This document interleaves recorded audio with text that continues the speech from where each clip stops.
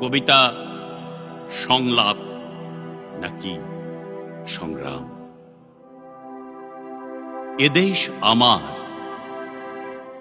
কিছুক্ষণ আগে আমার শরীর থেকে কারা যেন গুলির ঝাঁঝরা চিহ্ন সরিয়ে ফেলেছে।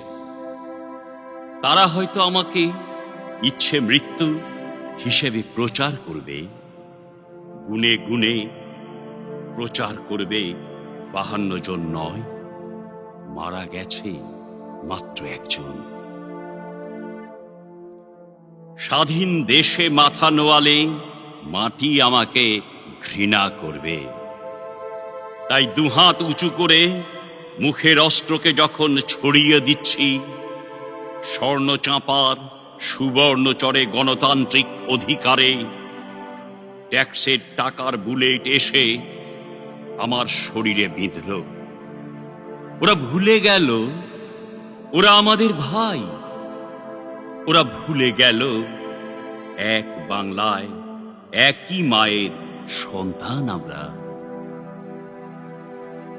বুঝতে পারছি সন্ধ্যায় কেউ আর আমার হাতে হাত রেখে বলবে না, এসো দেশপ্রেমের কবিতা আবৃত্তি করি। কেউ আমার গলার স্বর শুনে বলবে না, বাবা বাড়ি এসেছিস, কিংবা ভাইয়া কেমন আছো? ভাবতে ভাবতে মায়ের আঁচল আমার রক্তে ভিজে গেল। আমি মারা গেলাম। এখানে কোনো দেশদ্রোহিতা নেই, সংঘর্ষের কোনো কারণ নেই, ছিল দাবি আদায়ের অধিকার। মুক্তিযুদ্ধের চেতনায় আমিও উদ্ভাসিত, অথচ ঠান্ডা মাথায় ওরা চকলেট চুষতে চুষতে আমাকে চিবিয়ে খেয়ে ফেলল। মুক্তিযুদ্ধের ভাস্কর্যগুলো হাঁ করে তাকিয়ে বলল, ছোটবেলা এই ছোট্ট আঙুলে লেখা অ আ আহা, আমার সোনার বাংলা।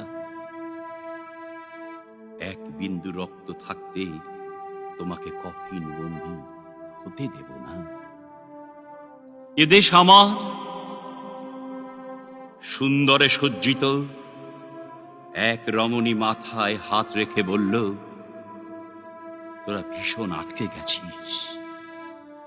মিছিলে স্লোগানে ভেজাল বরফ গলতে গলতে এক পিচ্ছিল পথ তোদের বাঁক ঘুরিয়ে দিচ্ছে, সাবধান হ।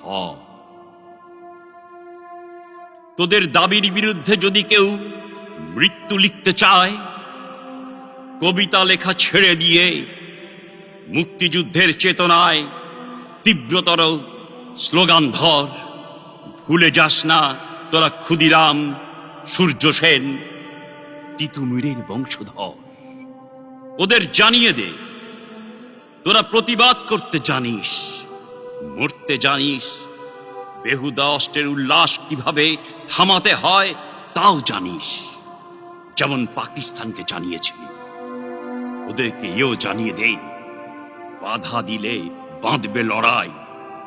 সে লড়াইয়ে জিতবি তোরা, জিতবে স্বদেশ, জিতবে স্বদেশ, জিতবে স্বদেশ।